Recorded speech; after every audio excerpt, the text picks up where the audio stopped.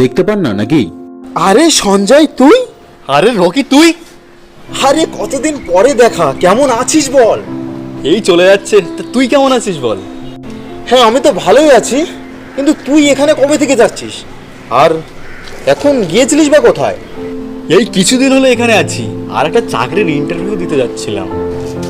ভাই 4 বছর হয়ে গেল তোর সঙ্গে লাস্ট দেখা হয়েছে।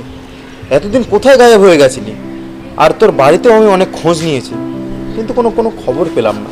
খোঁজ পাবি কি করে, সে অনেক গল্প। তাহলে চল, কাছে একটা সুন্দর জায়গা আছে, সেখানে গিয়ে বসি। আর অনেক কথা বলার আছে তোর সঙ্গে। এনিওয়েজ তোর লেট হচ্ছে না তো? আরে না না, এখনো 2 ঘন্টা সময় আছে। তাহলে চল। চল। তাহলে চল।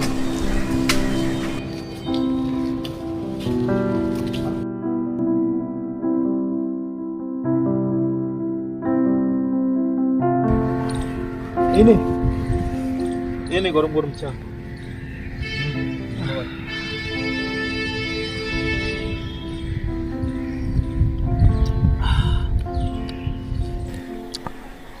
তা কি করছিস তুই? এখানে কি জব করছিস? তা অভিনয়টা কেন ছাড়লি? ওটা তো তোর প্যাশন ছিল, আর অনেক জায়গায় তো অডিশন দিয়েছিলিস।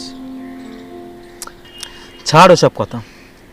তুই জানিস 4 বছর তোকে কত খুঁজেছি, তোর সাথে কিছু সময় কাটাবো বলে, কত কথা বলার ছিল তোর সঙ্গে, কিন্তু তুই আসিসনি। আর বলিস না, বাবা 4 বছর আগে মারা যায়। তারপরে দিনার চাপটা এতটা বেশি হয়ে গিয়েছিল না, বাড়ি ঘর বিক্রি করে বাইরে চলে যেতে হয়। সেখানে গিয়ে একটা ছোটোখাটো কোম্পানি থেকে কাজ করতাম। সেই কোম্পানিটা বন্ধ হয়ে যাওয়ার পরে খুব সমস্যা দেখা দিল। তারপরে এই এখানে চলে এলাম, এই কিছুদিন হলো। এখন এসছে এখানে কাজের একটা সন্ধানে। এত কিছু হয়ে গেল আর তুই আমাকে জানালি না? একবার বলতেই পারতিস, ভাই বলতিস না আমাকে? একবার বলেই দেখতিস। সুযোগটা হয়ে ওঠেনি রে ভাই।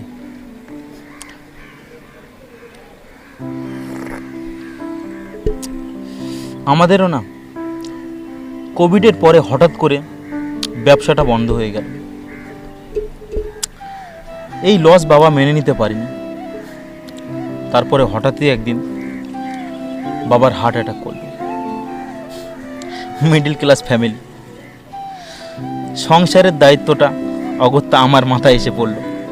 আর আমিও সব শখ, আহ্লাদ, স্বপ্ন সব ভুলে আশ্রয় নিলাম সেক্টর 5-এ।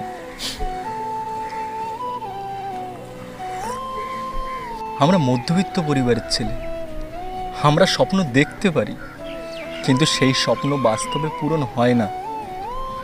এই দেখ না, আমরা যা যা ভালোবাসতাম, একের পর এক সব কিছু আমাদের ছেড়ে চলে গেছে। শুধু রয়ে গেছে স্মৃতিটুকু।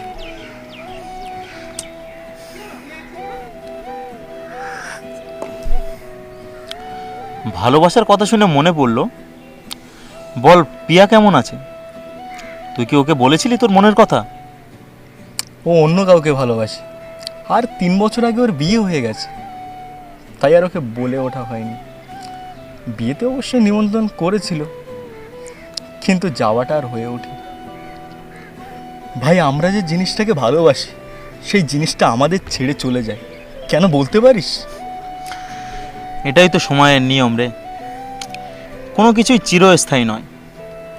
আজ কিংবা কাল, মানুষ অথবা জিনিস এক এক করে আমাদের ছেড়ে চলে যাবেই। আর এটাকে মেনে নিয়ে এগিয়ে চলার নামই তো জীবন। আসলে কি জানিস সঞ্জয়, আমাদের জীবনটা না ওই গাছে থাকা পাতাগুলোর মতো। যতদিন সবুজ থাকবো, হয়তো এই প্রকৃতির সৌন্দর্য বাড়াবো। আর যখনই সময় ফুরাবে, তখনই আমাদের জায়গা হবে কারো পায়ের নিচে, বা কখনো ডাস্টবিন।